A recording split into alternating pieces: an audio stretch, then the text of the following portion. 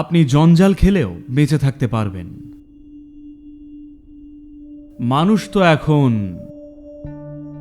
এমন সব খাবার খাচ্ছেন যা হয়তো 1 সপ্তাহ, 10 দিন বা 3 মাস আগে রান্না করা হয়েছে, ফ্রিজে জমিয়ে রেখে সেগুলো খাচ্ছেন, আর আমি নিশ্চিত তারা দিনে 8-10 ঘন্টা ঘুমোচ্ছেন। আমার কাছে এটা মৃত্যুরই সমান। 10 ঘন্টা ঘুম, তার মানে দিনের প্রায় 40% আপনি মৃত, তাই না?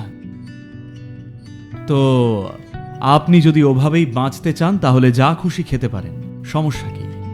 আপনি মরবেন না ঠিকই, কিন্তু শরীরে জড়তা বাড়বে। ধরুন আজ আপনি একটা খুব দামি গাড়ি নিলেন আর ভারতের সাধারণ কোনো পেট্রোল পাম্প থেকে তেল ভরলেন, যাতে থাকে 87 অকটেন। দেখবেন আপনার গাড়ি কয়েক কিলোমিটার গিয়েই বন্ধ হয়ে যাবে। ওটা চালানোর জন্য আপনাকে স্পেশাল তেল ভরতে হবে। কেন? কারণ ওটা হাই পারফরমেন্স গাড়ি।